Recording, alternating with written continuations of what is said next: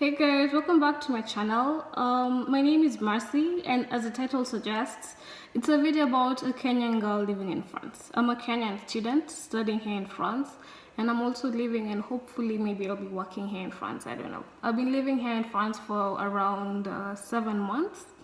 Yeah, I came here in August. I came here in August 2017, and I've been green out in January. So I've been staying here for around 7 months. I'm going to give you an insider's view and an insider's take on what you expect living in a foreign country, and maybe for anyone who's thinking of moving to a foreign country for more than a year, for more than 6 months, the things you really need to know that I'm going to be able to highlight, and I'm going to be able to pinpoint here and there. Also, I'm going to be able to talk to you about what to expect when it comes to rent, when it comes to shopping and groceries, when it comes to just normal toiletry and household shopping, what you expect when it comes to transport, and what you expect when it comes to just your environment, your community, your neighbors. So let's start. So when I came here to France, I obviously thought that France is a land of perfumes, makeup, tourist stuff. Like I expected from the minute I get off the plane, I'll be able to see the Eiffel Tower. Oh my god. Okay, shock on me. So I landed in Paris maybe early August, like the first week of August, and I was in Paris for like half a day, and then I took another train to Lille. So where I live is called Lille. It's a northern part of France. What I can tell you about this place is I'm close to Germany and I'm close to Belgium. I'm like 30 minutes away from Belgium and 50 minutes to an hour away from Germany, so that you can understand how close I am to these countries. Okay. Coming into France, knowing that it's a French country, knowing that they have they speak French and they have like French traditions and cultures and food and everything, I was so excited. But also I thought that at least someone will be able to understand a few things in English. Like, can you please show me where this is, or could you pass me that, or where's the supermarket, or just like short words in English. Well, shock on me. Coming to Lille, almost 92% of the people here are not able to converse with you in an English situation. So most of the things I've had is no English. I think that's how they say no English in French. So most of the time, when you go to someone and ask them, am I in the right place? They'd look at you as if you're crazy, because they don't understand English, only speak French, and they only understand French. It's only a handful of people who can actually converse with you in a bit of English, and also when they converse with you, it's French and English mixed in together. So it takes more than a month to be able to understand what they're saying. And also, I thought I knew French coming here. I thought I had an understanding of French. I thought I could communicate like the little stuff in French. Well, shock on me. I didn't know nothing. I didn't know a thing. And coming here trying to, the bonjour and everything, it didn't work for me that way. But I thank God it didn't work for me that way. Later on, 7 months later, I'm able to understand a bit of French, and hopefully with a bit of time I'll be able to speak really nice French. But at the beginning it was tough. So let's move along. So the place where I got in France, I got a nice apartment, but I got an apartment with roommates. The reason why I got this apartment is because it's furnished. And that was my main thing. It has to be a furnished apartment, because at my price range I could get an apartment, but it wasn't furnished. My price range was 420 euros, which was at the top of my budget. So I was pretty happy. With my price range and the place that I got. I'll be able to give you a video and show you how the place looks like, how big the place is. Okay, now, so if you're planning on coming to France and you're planning on living in Paris, when you watch this video and you see where I live, just keep in mind that in Paris, for such a space, you're going to pay 3 times the price that I'm paying here in Lille. Okay, Paris is a very expensive city. Paris is a very expensive place compared to Lille, so keep that in mind. So the place that I got was extremely spacious. I compared it to some of the places my other classmates got for a similar price or even higher or some lower, and I think God really allowed me to find a good place and allowed me to find a spacious place. So where I live right across a supermarket. It's called an Intermarché. It's right over on that end of the road. It just, if I get out of the door, I just cross the road, I go to the supermarket, which is a blessing for me. It's a blessing for me. And also I live like 20 minutes away from my school. The school I go to here, they teach, the faculty and the lectures and everything, it's in English. The students also speak in English, so everything is in English. So it was easier for me to understand everything that's being taught in class, and it was easier for me to be able to get friends and converse with my classmates. So, and this might be a shocker, but I've been able to make friends who are not French. So most of the people like I meet in school, and most of the people I get to talk to are other exchange students, maybe from Australia, maybe from the States, maybe from Vietnam, just maybe from different areas of the world, who's also conversing English the same way I do. And we also so the reason why we get to connect, it's because we're going through the same issues at the same time with all these people. So if I tell them, oh my goodness, today I went to the supermarket and I couldn't tell what a shampoo or shower gel is because I don't understand what it's written, we'd understand each other. So that's the reason why. But it doesn't mean that I'm keeping the French people off. No. They're really nice people, and I've been able to have group work with some of them, and it's really nice. But just the communication barrier, you can really feel it. You can really feel it. Okay. Other than that, it's fun living in France, in France, because you get to do fun stuff like going to Disneyland Paris. You get to go to Paris. You get to take the most beautiful photos. And if you tell anyone you're living in France, they usually think you're living in a castle somewhere with Prince someone there, and like it's usually London, and then it's really London, New York, Paris.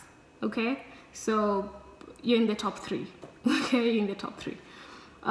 So the reality of living in France, is that not everybody can converse with you in English. It seems like common sense, but really it isn't. Because the French you think from back home, when you come here, of course you'll be saying French words in an English accent, which they will not be able to understand. And when they tell you English words in a French accent, you'll not be able to understand. And it humbles you. It humbles you a lot, because you have to be patient with someone, and that person has to be patient with you. I'm so glad the place where I live in Lille, the people are kind enough to be able to listen to me talk and to be able to converse back with me. But also I have to teach myself French. If I'm going to buy meat, I have to say it in French, or I have to go with my phone and then I go to the Google Translate app and I show them. You have to make the effort. When you make like 90% of the effort, they're going to see that you're really trying, and they're going to be able to help you. Okay, but it does help speaking in English, and it does help. The one place I loved speaking in English was in Disneyland, because it was full of UK tourists. So I felt so comfortable because everybody was speaking in English. The staff, everyone was speaking. It was awesome. It was awesome for me. French is a beautiful language. Don't get me wrong. French is a beautiful language. It's a language that I'm striving to learn. I hope by the next time I do a video like this, I'll be able to speak in French. At least a few words in French, so yeah, what else? What did I not tell you? I don't know. Oh, Amazon packages and getting your stuff from from Amazon and from the poster, it's quite different here. And also pharmacies, you cannot buy medicine from the supermarket. That is something that was extremely new to me. So you know the way you used to just, if you have a headache, you just go to the supermarket and then you buy Panadol or you buy aspirin or something. And then if you have like a small cold or something, I don't know, like the way you can go to a supermarket and buy spirit, all these things are found in a pharmacy and they're not sold in supermarkets. So it's a bit, I was in shock the first time. And I later on came to find out that it's quite normal to go to the pharmacy and get everything. My first trip to the doctors here was extremely expensive. It was 76 euros for a consultation, which I thought was a lot of money. It surely was a lot of money for me for consultation, seeing that I'm a student and like 100% of my finances go to having a good time. having a good time. So paying around 76 for consultation and 50 or more for the medicine, it's a bit much for me. It's a bit much for me. It's also a bit much for everyone else. What else? Oh, I thought perfumes in France would be cheaper because here's the land of perfumes, right? And then you'd expect that in the land of perfumes it'd be a bit less expensive than the way it's sold out there. Well, it isn't. It's perfumes are 50 euros and up. I'm sure to a normal business working individual that is not something to worry about. But to a normal student day to day, where you have to choose to buy groceries and to buy clothes, and you know you're living in a foreign country where you're not getting paid and you do not want to keep on asking your parents for money, it's a lot of money. You have to make some sacrifices and cuts when it comes to buying lavish things. I think buying perfume is a lavish thing. As a student, I think buying scented candles is a lavish thing. As a student, I think buying like things that you're used to buying at home that you don't even think twice about the price. I did not appreciate the fact that a pizza was like 17 euros. I did not appreciate that, but it's okay. The pizzas are nice. The one thing I love here in France, I found an Italian restaurant just down the street. It has the most beautiful, tasty, the ambience is beautiful, the food is tasty. I just love it. That's my favorite restaurant in France, an Italian restaurant, you know. Oh my goodness, yeah. So I've been here for a while. I've been able to go up and down.